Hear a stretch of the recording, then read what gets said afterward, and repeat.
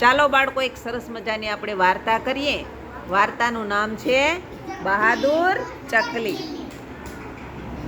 એક બહાદુર ચકલી હતી.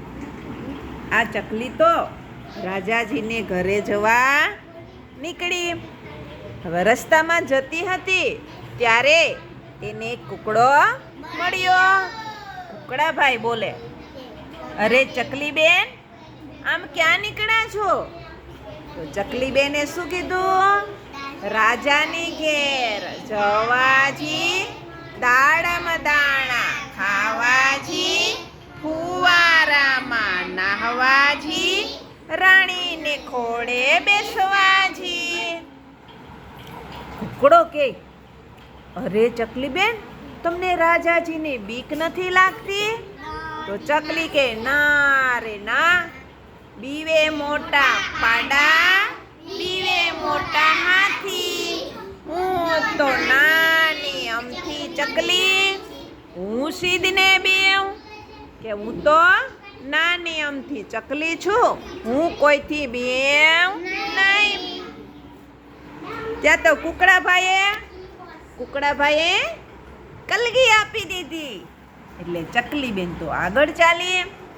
હવે ચકલી બેન આગળ જતા હતા ને ત્યાં એને એક સરસ મજાનો સુંદર મોર સામે મળ્યો. મોરે કીધું, અરે ચકલી બેન, ક્યાં જાઓ છો? તો કે હું તો રાજાને ઘરે જાઉં.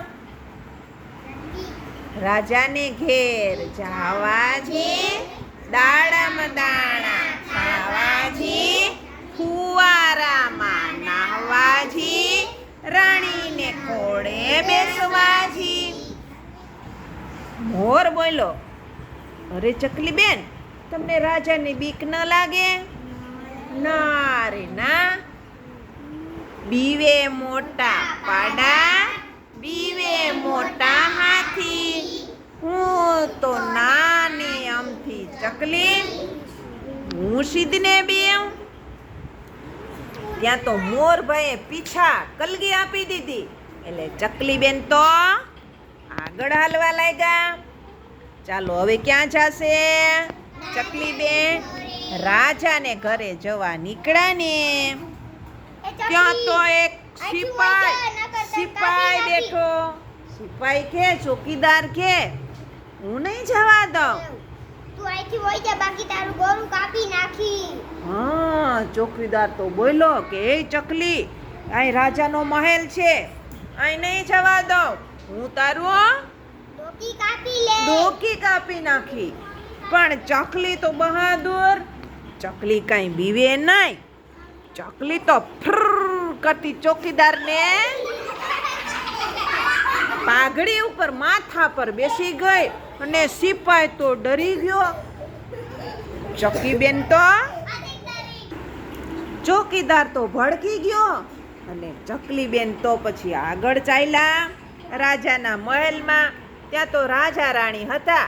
રાણી કહે, આવો આવો ચકી બેન, આવો તમે આવો, અમારા મહેમાન બનો.